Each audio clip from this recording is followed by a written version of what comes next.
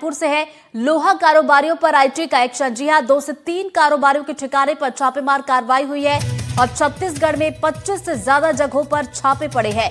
Tax चोरी से जुड़े मामले में ये आईटी का छापा पड़ा है। तो बड़ी खबर आप तक पहुंचा रहे हैं रायपुर से। लोहा कारोबारियों पर आईटी की टीम ने एक्शन लिया है और 2 से 3 कारोबारी बताए जा रहे हैं जिनके ठिकाने पर टीम पहुंची है और छापेमार कार्रवाई की गई है। तो 25 से ज्यादा जगहों पर छापेमार कार्रवाई देखने को मिली है। बता दें कि टैक्स चोरी से जुड़े मामले में आईटी ने छापा मारा है और दस्तावेजों को खंगाला गया है।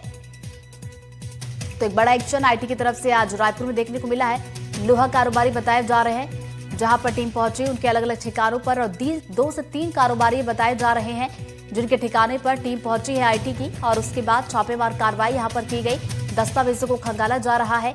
और बताते चले कि पूरे प्रदेश की अगर बात की जाए तो 25 से ज्यादा जगहों पर छापे पड़े हैं। छत्तीसगढ़ में एक बार फिर इनकम टैक्स की बड़ी कार्रवाई हुई है और सुबह से छत्तीसगढ़ के अलग अलग जगहों पर 20 से 25 ठिकानों पर इनकम टैक्स की कार्रवाई चल रही है, जिसमें ये कहा जा रहा है कि लोहे से जुड़े हुए बड़े कारोबारियों के इधर ये कार्रवाई चल रही है। राजधानी रायपुर के सिग्नेचर होम में अरविंद अग्रवाल के आवास पर सुबह करीब 5 बजे इनकम टैक्स की टीम यहां पर पहुंची और उसके बाद से दस्तावेज खंगाले जा रहे हैं। सुरक्षा बलों की मौजूदगी में इनकम टैक्स की टीम दस्तावेज खंगाल रही है। छत्तीसगढ़ पुलिस के जवान आप देखें कि महिला पुलिसकर्मी वो पहरा दे रही है और इसके साथ साथ जो कार्रवाई की गई है प्रदेश के अलग अलग जगहों पर चल रही है। और इस कार्रवाई इतनी बड़ी है, इस बात से अंदाज़ा लगाया जा सकता है कि इसमें आईटीबीपी के जवान जो सहयोग के लिए आए हुए इनकम टैक्स की टीम, उनकी भी संख्या करीब 125 से 150 के बीच में है और अलग अलग ठिकानों पर उन्हें भेजा गया है। यहाँ पर भी अरविंद अग्रवाल के जो ठिकाने पर कार्रवाई चल रही है, यहाँ पर भी आईटीबीपी के जो जवान हैं वो सुरक्षा प्रदान कर रहे हैं ताकि किसी भी तरीके की दिक्कत ना हो।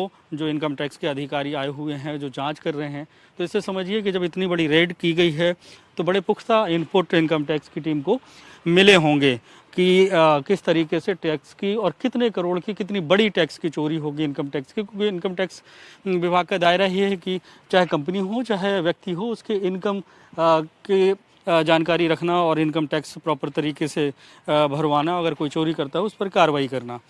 अभी अरविंद अग्रवाल का लगभग 1 एकड़ से ज़्यादा का ये बंगला नज़र आ रहा है, क्योंकि पूरा देखिए ये कैंपस जो है आधुनिक तकनीक से और आधुनिकता को प्रदर्शित करता हुआ ये उनका बंगला है।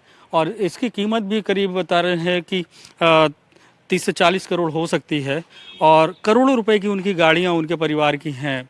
आप देखिए एचपी पासिंग गाड़ी, रेंज रोवर है और दूसरी अलग अलग जो महंगी गाड़ियां हैं वो मैं बैच है। तो इस तरीके की करोड़ों रुपए की गाड़ियां उनके परिवार की यहाँ पर पार्क हैं। लोहे से जुड़े हुए कारोबारी हैं। इसी तरीके के 2 और कारोबारी हैं जिनके ठिकानों पर ये कार्रवाई की गई है।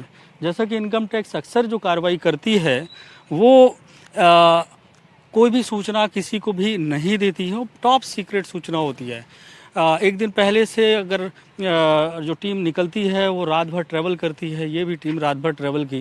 जानकारी है कि जैसे ही नागपुर से रांजनगांव तरफ एंटर किए तो रात को करीब 1 बजे टीम ने एंटर किए। सुबह लगभग 5 बजे के आसपास टीम यहाँ पर पहुँची और उसके बाद इस बंगले में भी 6 बजे एंटर कर गई बंगले के अंदर और जो दस्तावेज हैं वो खंगाले जा रहे हैं। इसमें फिजिकल साक्ष्य और डिजिटल साक्ष्य, ये दोनों को जो है कंपाइलेशन करने के लिए टेक्निकल टीम भी इनकम टैक्स की मौजूद है। परिवार के तमाम जो लोग हैं जो अंदर थे, सो रहे थे, उनके मोबाइल फ़ोन भी उन्होंने अपने पास रख लिए हैं और ताकि कोई भी जो उनके साक्ष्य संग्रहण में दिक्कत पैदा ना करे।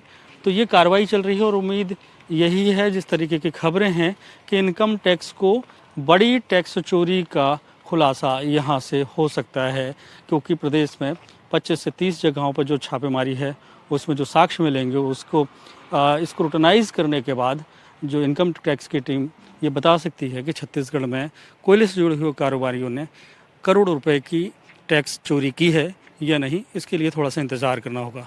रायपुर से कैमरा पर्सन प्रवीण साहू के साथ जुल्फिकार अली, एनडीटीवी।